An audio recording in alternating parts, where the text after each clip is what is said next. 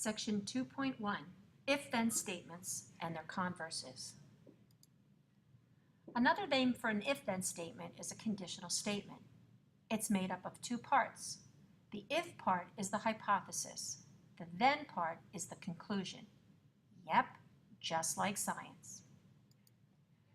To represent an if-then statement symbolically, let P represent the hypothesis and let Q represent the conclusion. If P, then Q. P, the hypothesis, Q, the conclusion.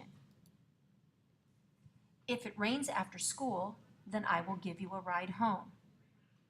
It rains after school is the hypothesis. The conclusion is I will give you a ride home. The converse of a conditional statement is formed by interchanging the hypothesis and the conclusion. If Q, then P. The conditional statement. If 4x equals 20, then x equals 5. The converse is, if x equals 5, then 4x equals 20.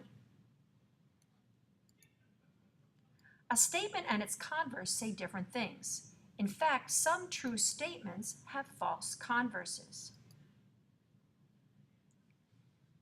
If Ed lives in Texas, then he lives south of Canada. That's a true conditional statement.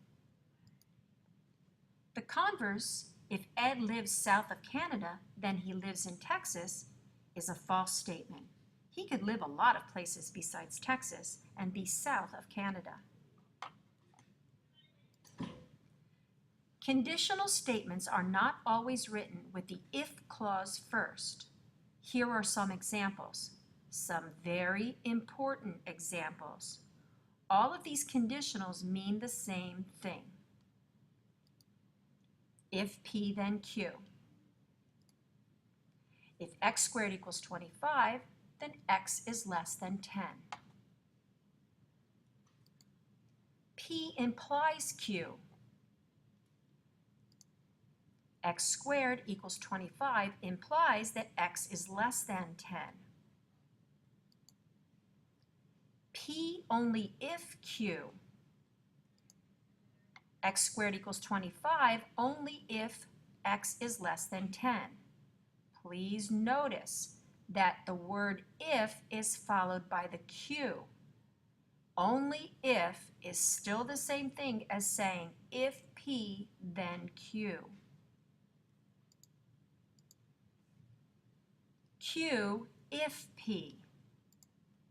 X is less than 10 if x squared is equal to 25. Notice that the P is still with the F, and the P in the red is still your conditional part of your statement. Now let's do a couple examples. Take a look at the map of New England.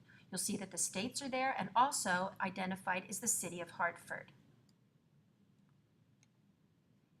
If you are in Massachusetts, then you are in New England. That is a true statement. The converse, if you are in New England, then you are in Massachusetts, is false. There are other states that you can be in besides Massachusetts and still be in New England. If you are in Hartford, then you are in Connecticut.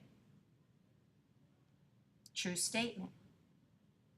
If you are in Connecticut, then you are in Hartford. That's the converse.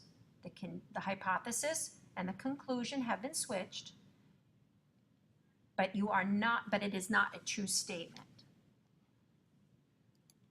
Another example can be done by showing Venn diagrams. Take a look at the Venn diagram.